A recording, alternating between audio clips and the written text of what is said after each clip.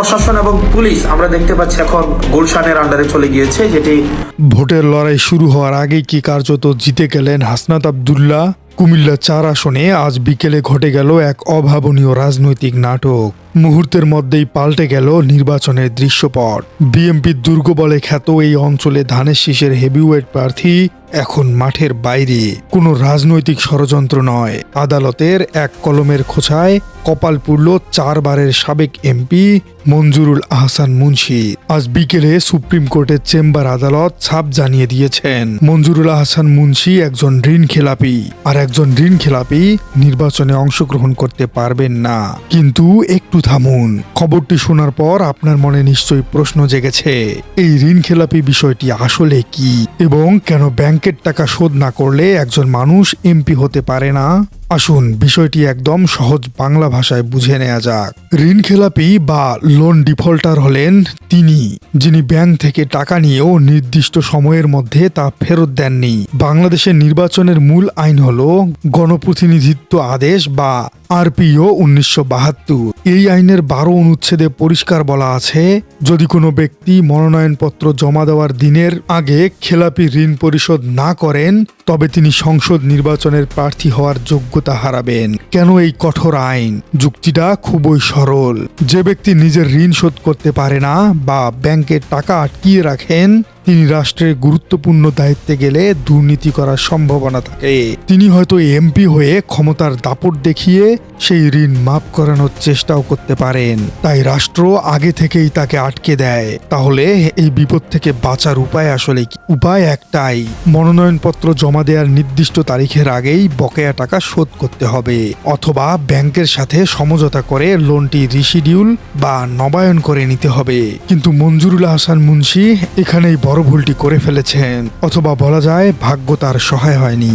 গত 3 জানুয়ারি রিটার্নিং কর্মকর্তা তাকে বৈধ ঘোষণা করেছিলেন ঠিকই, কিন্তু বাংলাদেশ ব্যাংকের সিআইবি রিপোর্টে তার নাম ঋণ খিলাফি হিসেবে ভেসে উঠেছে। তিনি দৌড়ে গিয়েছিলেন হাইকোর্টে। হাইকোর্ট তাকে সাময়িক স্বস্তি দিয়ে ঋণ খেলাপির তালিকা স্থগিত করেছিল। তিনি ভেবেছিলেন ফোরা বুঝি কেটে গেল, কিন্তু আজ বিকেলে সুপ্রিম কোর্টের চেম্বার আদালত সেই স্বস্তি কেড়ে নিলেন। আদালত ছাপ জানিয়ে দিয়েছে হাইকোর্টের এই স্থগিতাদেশ চলবে না, অর্থাৎ আইনের চোখে মুন্সি সাহেব এখন ঋণ খেলাপি। আর তাই নির্বাচনের মাত্র কয়েকদিন আগেই দেবিদ্বারের মাঠ থেকে তাকে বিদায় নিতে হলো। বিশ্লেষকরা বলছেন এটি একটি আইনি সিদ্ধান্ত যা হাসনাত আব্দুল্লাহর জন্য মাস্টার স্ট্রোক হয়ে এলো।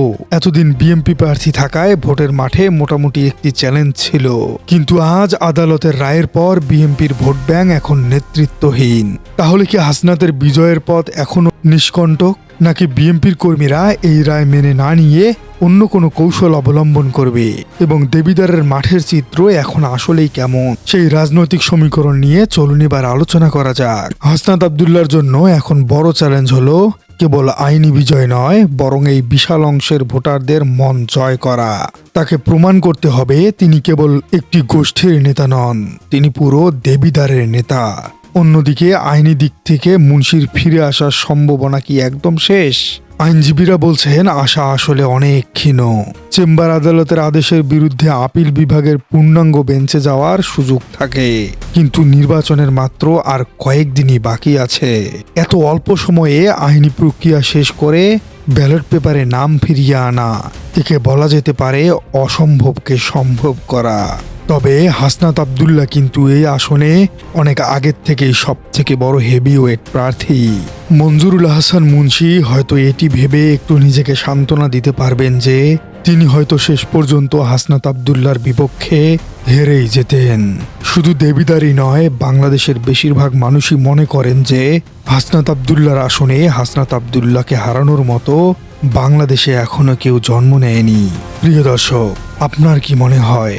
কমেন্টে জানিয়ে দিন আপনার মূল্যবান মতামত। আর আপনার রাজনীতি চ্যানেলে নতুন হয়ে থাকলে চ্যানেলটি সাবস্ক্রাইব করার অনুরোধ থাকলো। দেখা হচ্ছে পরবর্তী কোনো ভিডিওতে। মিশা কথা কয়ে পাস করার থেকে এসা কথা কয়ে ফেল করা অনেক ভালো হয়।